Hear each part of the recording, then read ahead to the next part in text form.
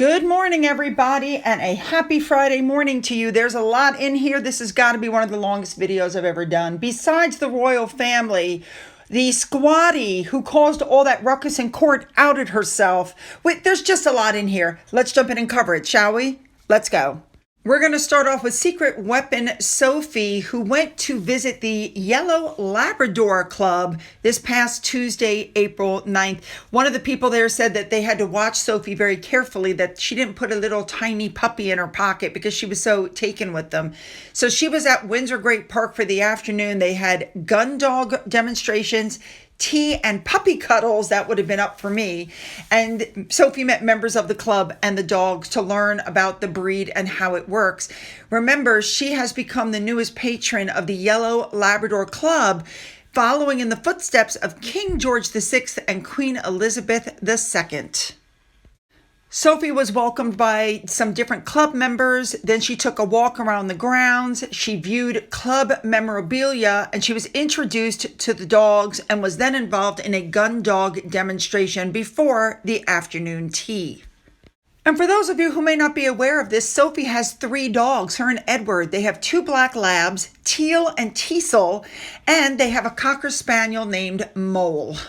Just as an FYI, this club was founded in 1924 to encourage the breeding of pure yellow lab retrievers, to conserve the best type of working dog, to encourage field trials, and to ensure having qualified judges at shows. Love it! A big thank you to Remoulade Sauce as usual for showing us what Sophie was wearing at this event. Let's move on. Let's move on to Princess Anne, who on the 8th met community organizations in Aberdeenshire during a tour of Aidan Country Park. It's a 230-acre park. And Anne was given an overview of the Book of Deer project. She saw some historical artifacts that were uncovered during archaeological digs in the park. And of course, she also planted a tree. And the Friends of Aidan volunteers explained the work that the volunteer groups do there. On the same day, Princess Anne visited the Peterhead attraction. It's the Prison Museum, and she was able to see the silent cell, the main halls, the laundry, and she was also able to see the old kitchen. Now, interestingly enough, a guard was there that shared the story of Jackie Stewart, who was a warden who was taken hostage during a siege in 1987. Now, the last time Anne visited this site, it was still operating as an actual prison, so this was her first chance to see the building and how the history has been preserved. There were pupils from the nearby Burnhaven Primary School there to greet her. She also met a guard of honor from the Sea Cadets. I mean, there was a lot of people there. Princess Anne also toured the Lifeboat Museum while she was there as well. And she said she was very happy to see, how the museum was being kept up. Let's move on now to day 3 of their tour in Rome. And Queen Camilla was at Rome's Alessandro Manzoli School. And the whole of the district, they're saying, came out to see her, as you can see. She was accompanied by Education Minister Giuseppe Valditara and was greeted by some small children waving Union flags. She was wearing this gorgeous polka dot dress. I believe we've seen that dress before. Now, during this visit, Camilla met school children that were learning about Paddington Bear, and she presented certificates to those who participated in a special writing competition. She then gave a selection of books to the headmistress of the school and attended an English lesson with the children. You should know that the director of the Italian branch of the British Council, Brian Young, was there, and they were celebrating their 80th anniversary. It looks like this trip was a real success. Now, of course, as she's leaving, this was really cute. They presented Camilla with like a pizza in celebration of her wedding anniversary. How Italian. Now, while this was going on, King Charles was very busy. He was welcomed by the Italian Prime Minister, Giorgia Meloni, at Villa Doria Pamphili. Remember, this visit is to reinforce ties between Britain and Italy. Now, as they were walking in, of course, there were some gorgeous men up on horses. They were playing some music. It looked like they got along really well. Also with Charles was his principal private secretary, Sir Clive Alderton, and his equerry, Commander William Thornton, and of course he introduced them to her. Now when that ended, Charles then participated in a, quote, Clean Power of Growth roundtable that was co-chaired by UK Foreign Secretary David Lammy and Italian Foreign Minister Antonio Tajani. They discussed clean energy and sustainable growth in the presence of the president of the Italian public, Mr. Mattarella.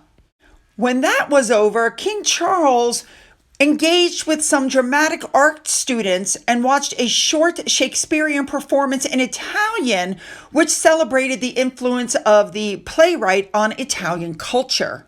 Now again, I may not be putting these in the correct order, but I'm going to try. To help celebrate their anniversary, FYI, Camilla paid tribute to Charles by re-wearing her original Guildhall wedding outfit. They just put some more embroidery on it. I love that. Charles and Camilla actually walked to a very renowned cafe in central Rome. The Queen then sampled an ice cream from a paper cup, and they went around celebrating and they were shaking everybody's hands, and it's pretty obvious from the crowds that they are very, very popular. Now, when the walkabout, as I like to call it, was over, they got into their car, and then the next bit of news came out. They actually had a private meeting with Pope Francis at the Vatican, where he got to personally wish them a happy 20th anniversary, and here's the picture that came out. The meeting was only confirmed Wednesday morning, and it took place Wednesday afternoon at the Vatican's Casa Santa Marta, where Pope Francis has been convalescing since he was released from the hospital. The meeting lasted 20 minutes. Now, the next thing that happened, and again, these may not be in 100% the correct order, was the King and Queen arrived at Italian Parliament. And with this, Charles became the very first British monarch to address both houses of the Italian Parliament. In case you don't know this, he speaks fluent Italian, perfect Italian, and he delivered part of his speech in Italian, and he said that he came to reaffirm the deep friendship between the United Kingdom and Italy. He said, and I'm quoting, "Italy is, as I hope you know, a country that is dear to my heart, and I am here today with one purpose, to reaffirm the deep friendship between the United Kingdom and Italy, and to pledge to do all in my power to strengthen that friendship even further in the time that is granted to me." He also referred to the anniversary of the end of the Second World War, which is being marked next month, saying that, sadly, the echoes of those times, which we fervently hoped would be consigned to history, reverberate across the continents. Our younger generation can now see in the news every day on their smartphones and tablets that peace is never to be taken for granted. But Britain and Italy stand today united in deference of the democratic values that we share. He spoke for more than 22 minutes, often again in Italian, and it was really funny because there was a standing ovation and the Parliament speaker almost cut him off before he'd finished his speech, simply joking to him that he wasn't quite finished yet, but almost. He also managed to talk at length about the environment and climate topics, which I think is also very important. So far, it looks like this is going to be a great trip. It looks like it's going well. Let's move on. All right, one more little detail. It came out that Highgrove, to celebrate their wedding anniversary, came out with an exclusive silk scarf designed by artist Rory Hutton, inspired by their wedding day. Oh, I need to get me one of those. And finally, that evening, there was a state banquet at the Quirinale Presidential Palace. Now, these are very rich in tradition, and they're an important part of state visits. Camilla was wearing her late mother's turquoise and diamond necklace, I might add. They arrived at 8 p.m. They were received by the president before posing for some pictures, and then they were scheduled to deliver toasts. Guests dined on a 4-course meal with vegetables and pasta. Of course, you're in Rome.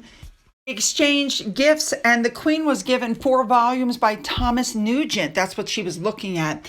Then they walked through what's called the Hall of Festivities and went into the meals. They dined, and Charles gave a toast thanking the president and his daughter for their magnificent hospitality. He also joked, since it was his wedding anniversary, "It's so nice of you, Mr. President, to lay on this small romantic candlelit dinner for 2. This man's got a good sense of humor. Now, the next thing that really upset me is, of course, People magazine, Harry and Meghan's go-to person, puts out this article, William and Harry pleaded with Charles, don't marry Camilla, which, of course, we all know is in direct opposition to the video Harry did. We've all seen it before where he says, well, she makes Dad happy and that's what's important. Right. Let's move on now to Harry's court case. Day 2 of the 2-day hearing occurred at the Royal Courts of Justice in London. Remember, he's trying to win back his state security, automatic state security, for him and his family. He is claiming that he was singled out for inferior treatment because Ravik stripped him of his top-level security in February after Megxit. Now, with that, Sir James Eadie, who represents the Home Office, said it had the discretion to strip his guaranteed full-time police security without discussing it or consulting with the Risk Management Board. Harry was fidgeting while this man was speaking, but what he said was, and I'm quoting, it was hard to imagine someone more experienced and better placed than the chair of Ravik to make a bespoke decision about how Harry's security arrangements should change to accommodate the unique and unusual circumstances of Harry. He denied Harry was treated unfairly. He's not being singled out. On the contrary, the process being adopted had positive advantages for him. He then went on to say that Harry's appeal involves a continued failure to see the woods for the trees. As I've told you in my previous videos, Harry has thrown everything but the kitchen sink. I have to have my security because my children aren't safe. I have to have my security for this. I have to have my security for that.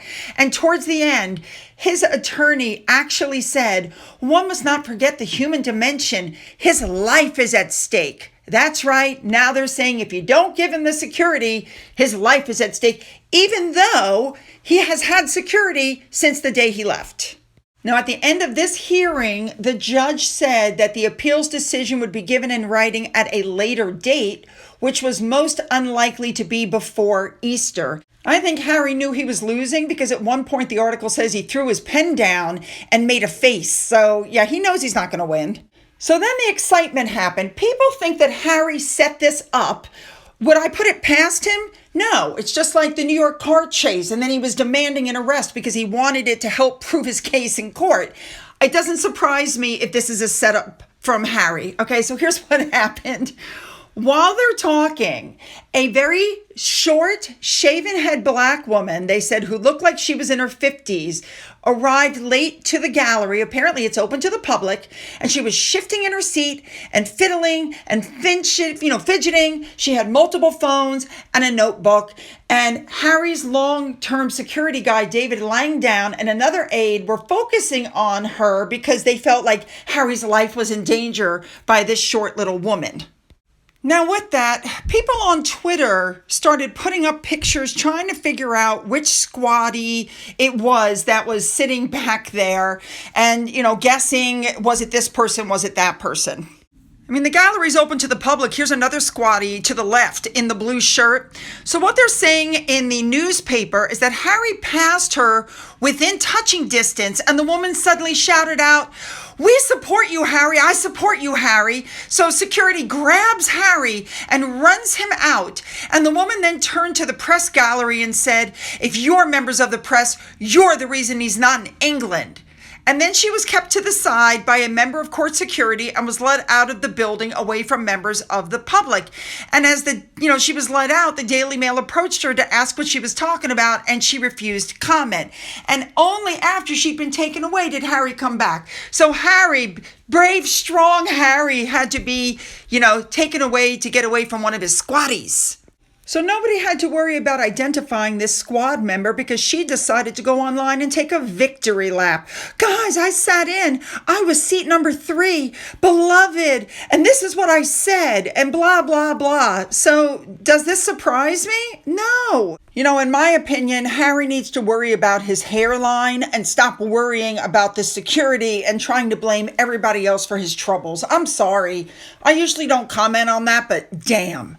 All right, let's move on. Next up, some more really bad critical reviews came out from Meghan's podcast, saying it was a vapid lesson in self-love and being an ego-fluffing conversation, which I completely agree. The Irish Times reviewer condemned the mutual love-in of a multimillionaire and a duchess who want credit for, quote, daring to love themselves. And Natalie Oliveri, a royal reporter for Australian Women's Network, joked that there were certain prerequisites, it seems, the Duchess must have before booking a guest. They need to be friends, and the guest should praise Meghan wherever possible.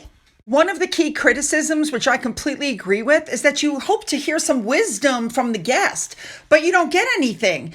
Instead, Meghan again steers the conversation towards her own experiences, which I told you before. If Catherine has a medical problem, she has a medical problem.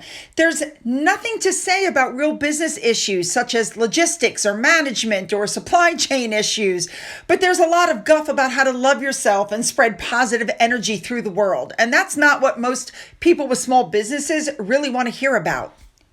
It makes you wonder what the women who have Lemonada, which, by the way, in case you didn't know, they trying to sell it. It makes you wonder what they're thinking when they gave a contract to Meghan after the contract at Archetypes was canceled for basically the exact same thing. It's just a love fest. It's a me. It's a let's take a swipe at the royal family. There's nothing in here that anybody really wants to listen to. In the meantime, it's very obvious that the numbers are once again being manipulated. Her podcast was 4 on Apple Podcast charts, but 24 on Spotify. Personally, I think they're playing with the numbers again, just like Spotify did, to try to make people think it's a great hit when the truth is it's not. And finally, Meghan Markle was talking about President Trump and his tariffs, and the U.S. is going into a recession. But don't worry, because her products will be accessible and creature comforts. So you're going to want to spend that money to bring people joy during potential upcoming difficult times. This woman is so out of touch with reality, I don't even know what to say anymore. She said, and I'm quoting, "I think during any time of recession, people still want to find creature comforts, items that can bring them joy." Keep in mind that she says all of her products are currently made in the United States, so they don't expect tariffs will affect them directly. But as we look at the larger context of how this is going to affect consumers day to day, I'm very grateful that in part of the conception of this brand, I wanted to create products that look more prestige, but are more accessible and affordable. You'll see the bulk of our stock is under $20. So for me, things should still feel accessible. Guys, you have a $28 honey, $15 flour sprinkles, but as it turns out is also rabbit food. I'm sorry, if there's a recession and people are living paycheck to paycheck, people are not going to buy her products. She's completely deluded. Ooh, this ought to be good. Put those comments down, make them did. Don't forget to hit the like and the subscribe button and the bell for all notifications. Then go down into the description box where you'll find the links to my Twitter, my Gettr, my Rumble, my email, my Amazon wish list, my father's book, which is still up for sale, and my other channel, as well as a physical address. For those of you who've donated to my coffee fund, thank you so much. And as always, you guys, have a great day.